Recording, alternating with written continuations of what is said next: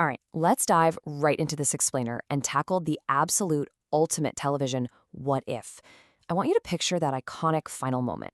Those 6 keys left quietly on the kitchen counter, the camera panning across that empty, famously purple-walled apartment, and just the sheer emotional weight of saying goodbye to the 6 friends we all practically grew up with. It was a perfect, tearful farewell, right? But imagine for a second that the lights never actually went off in Monica's apartment. Just imagine if, after 10 unforgettable seasons, they didn't say goodbye and the show just kept running for 5 more seasons. 50 million. Let that massive number sink in for a second. That is the staggering amount of viewers in the United States alone who tuned into the 2004 finale. To put that into perspective, in today's wildly fragmented media landscape, getting even a tiny fraction of that audience to watch the exact same thing at the exact same time, it's basically impossible. It was a monumental, shared cultural event that absolutely cemented the show as the touchstone of its era. And in the immediate aftermath, a huge chunk of those 50 million people desperately wish the sitcom would just never end. But, well, that brings us to a really fascinating hypothetical. If it had actually continued, would it have remained one of the greatest sitcoms ever made? Or would it have slowly, painfully lost the magic that made it so legendary in the first place? Which leads us to Section 1, the problem with happy endings, and the 2004 status quo. Now, to really wrap our heads around whether seasons 11 through 15 could have actually worked, we first have to look at the massive narrative roadblock the writers built for themselves. I mean, everybody got exactly what they wanted. Monica and Chandler finally became parents and literally packed up for the suburbs, totally leaving the central hub of the show behind. Ross and Rachel reunited, putting an end to a decade-long, agonizingly brilliant roller coaster. Phoebe, who had spent her whole life as the quirky outsider, found her anchor and was happily married to Mike. And Joey, he was prepping for a brand new, serious acting chapter. At the finale, the entire group was finally moving forward. And hey, that is absolutely beautiful for a series finale. But for a continuing TV show, it meant the writers would have to completely, entirely reset the board. Because in television, there is one supreme, unbreakable rule: conflict. It's the central struggle in a narrative that drives a story forward. And without it, great stories literally cannot thrive. It's just basic human psychology, you know? We get invested because we want to see characters overcome obstacles. We root for them when they're in distress or heartbroken or just struggling to find their way in the world. Watching perfectly happy people effortlessly pay their bills and enjoy pleasant Sunday brunches without an ounce of drama, that makes for incredibly boring television. Since the characters had achieved their absolute biggest goals by season 10, they couldn't just coast. The writers would have had to manufacture completely new, deeply compelling challenges that still felt authentic to who they were. Moving right along to Section 2, adulthood in its fullest form, or writing the next chapter. Picture this: the sheer chaos of Monica's intense perfectionism clashing head-on with the messy, completely unpredictable reality of suburban parenting. The show's old dynamic was built entirely on the buzzing energy of Manhattan. But now, you'd have Monica desperately trying to organize neighborhood bake sales with terrifying military precision, while secretly missing the madness of the city. And Chandler? He'd quickly figure out that being a dad in the suburbs takes a lot more than just delivering a clever, sarcastic one-liner from a Barcalonger. Picture Chandler just utterly defeated by a malfunctioning lawnmower, or trying to navigate the cutthroat social politics of a local PTA meeting. Their happily ever after would have to pivot into a totally fresh, high-stakes source of domestic comedy. And then we have to confront what is arguably the biggest question of the entire series.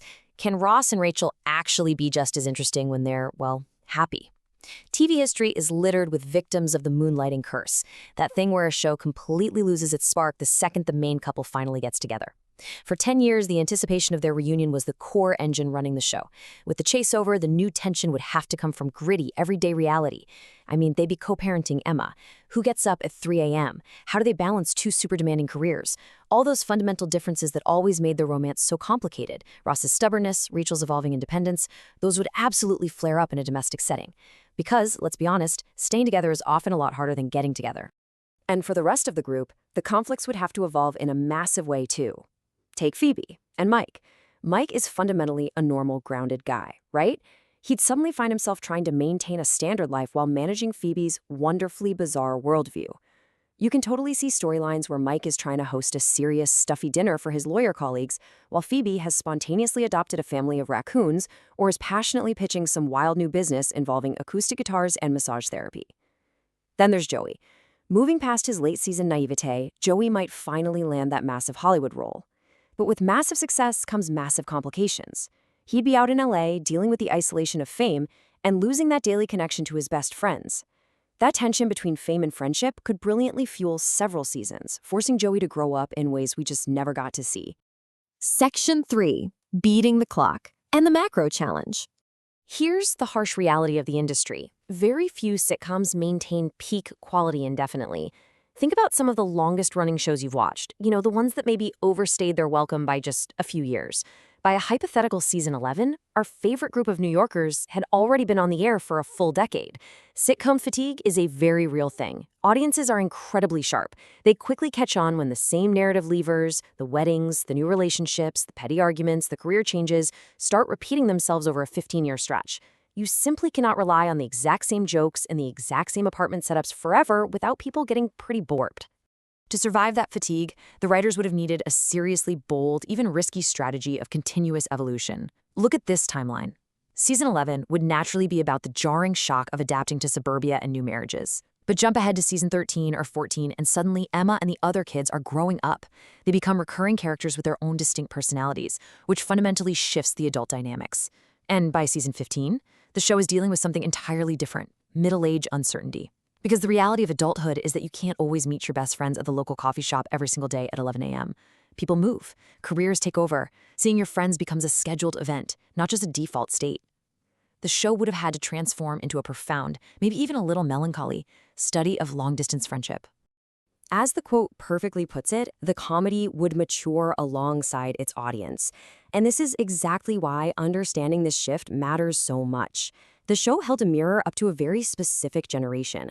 If you started watching in your early 20s back in 1994, by a hypothetical 2009 season 15, you'd be in a totally different phase of your own life. You might be navigating a mortgage, raising teenagers, reassessing your entire career. A continued run would have to reflect those exact same, highly realistic life shifts. It would show that while the absolute strongest friendships do survive the test of time, they inevitably change shape as life just gets more complicated. And that brings us to Section 4, the legacy verdict, and knowing when to say goodbye. Every legendary series eventually has to walk this incredibly delicate tightrope between risk and reward. Extending the show, that would have been a massive cultural gamble. On the one hand, if those 5 additional seasons had been creatively extraordinary, if they successfully navigated parenting, aging, and distance with the exact same sharp wit and heart, they could have elevated the show to an entirely new level, making it this unprecedented, legendary documentation of adulthood. But the risk was just immense. If they struggled creatively or if the characters started feeling like parodies of themselves, it could have fundamentally weakened the original impact. I mean, think about the show's unbelievable syndication value and cultural memory. A poorly executed final 5 years could have deeply tainted the absolute magic of that golden era. Because honestly, sometimes leaving fans wanting more is the perfect ending. There's a very specific psychology to closing the book on a high note. By ending exactly when it did, the show preserved its characters in this sort of beautiful, untouchable amber. We never had to watch them slowly drift apart because of busy schedules. We never had to sit through lackluster storylines born out of a totally exhausted writer's room. The characters decisively moved forward into their adult lives, and the curtain respectfully closed, letting our own imaginations do the rest. Ultimately, the true triumph of this series really boils down to this. The real magic is not that it lasted forever, but that it created a world people never wanted to leave.